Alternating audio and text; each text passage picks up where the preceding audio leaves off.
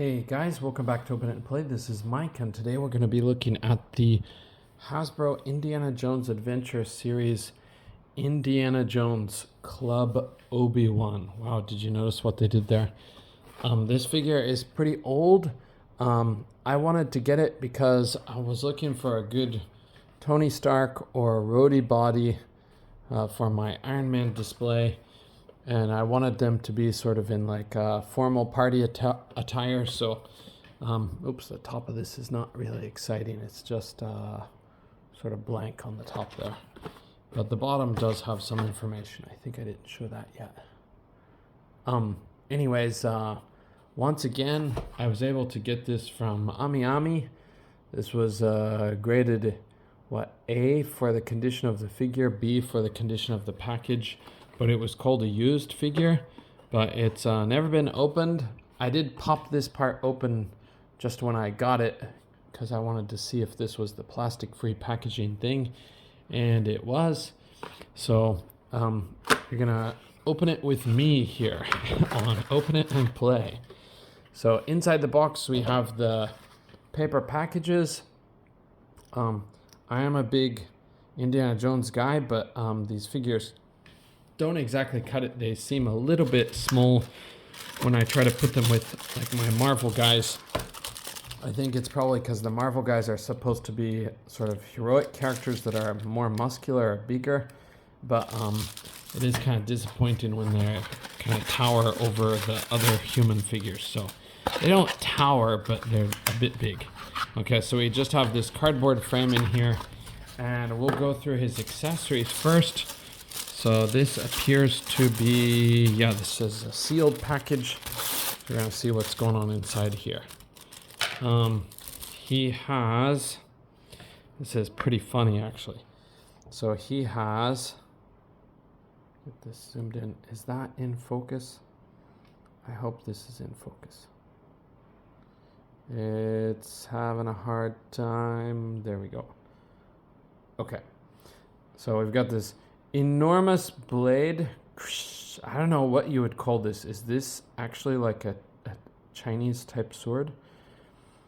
I don't know if it is or not, but we have this little dealy-majig, which is the thing that they're fighting over in the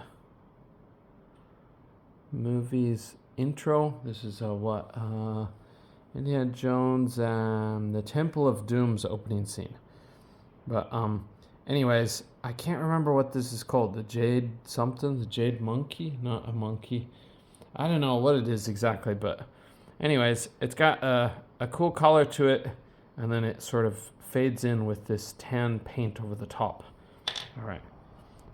We have this cool thing. If you haven't seen the movie, spoilers, Indy gets poisoned, and so we have this little antidote for the poison.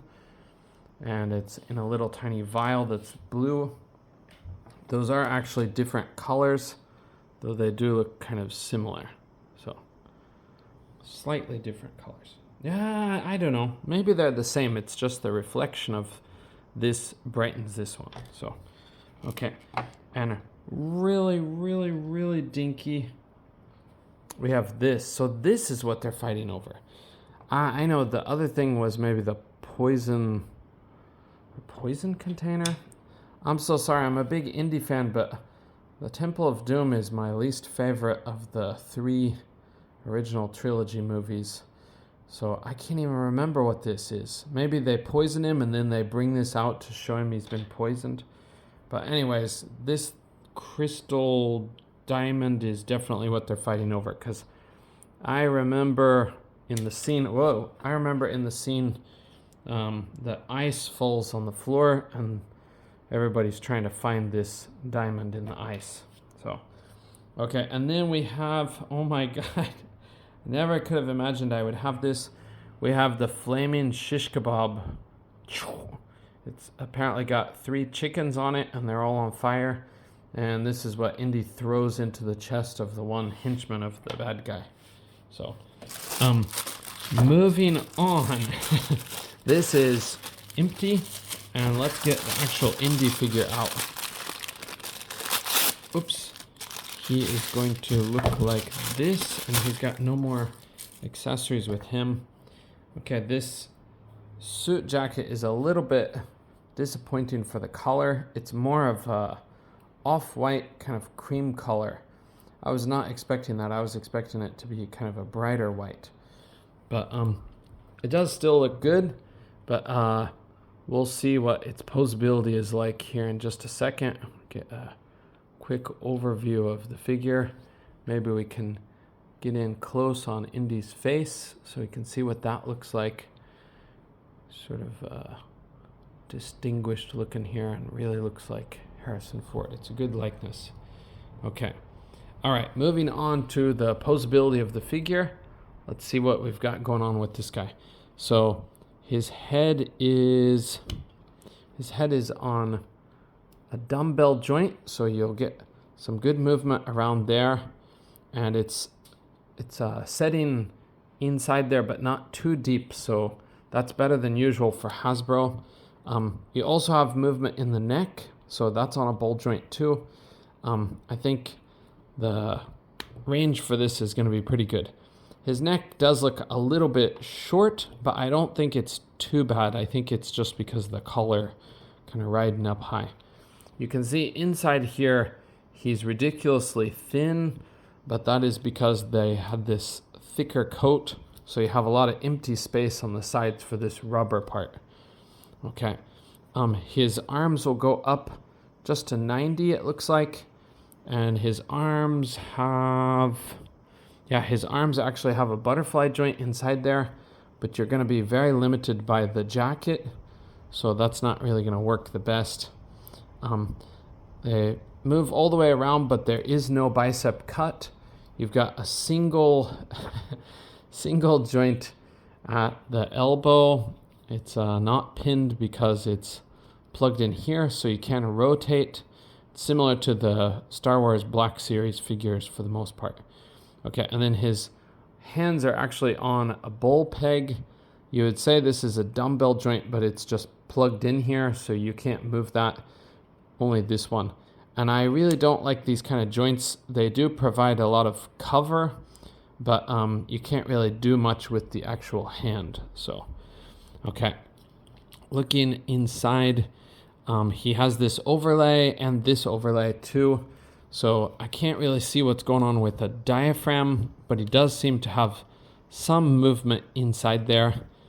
At the waist, I'm trying to feel, no, there's no diaphragm. I'm sorry, it's just at his waist. His waist is sort of on a ball joint, so you can bend it forward just a tiny bit and just a tiny bit back to the side, just a tiny, but it is very minimal. His legs will kick up that far. We don't have any drop down. They'll go out to the sides like that, though I don't think you need that for this figure. He's got a thigh cut, single jointed pinless knees that will they're anchored in here, so they'll swivel. And then at the boots, he can twist his ankles back and forth this way. He can hinge forward that far, or hinge back that far, hinge forward just a little bit, and he does have an ankle rocker in there too.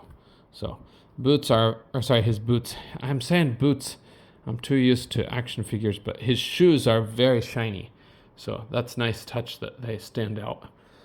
I wish that they would make the shine and the matte match, but this one seems shiny and this one seems more matte. So it's sort of an off match. Let's get a measurement on this guy. We'll try to get him standing up straight. Hopefully he's not going to stand too short compared to Marvel figures, but that remains to be seen. Okay. He is standing at, almost exactly 6 inches, or 6 1/8 almost. So that'll get you about 15.3, 15.4 centimeters tall. Okay. And if we put him next to a modern Nick Fury, try to get a quick comparison. My phone's going to try to overheat again. Nick Fury is standing kind of as a giant next to him, so These guys do run small. They are similar to the Black Series Star Wars figures. Now I can't get him to stand up properly. But anyways, about like that side by side. So, sorry, it's probably not focused. Okay, thank you guys for joining me on this one. We'll see you in the next video with something different. You know what? Actually, we'll go from one white suited tux figure to another white suited tux figure. So we've got the Agent Carter. I forgot that was his name. The fresh monkey guy. So this guy is going to be fun to open. Okay, thanks guys. See you in the next video. F ice. Bye for now.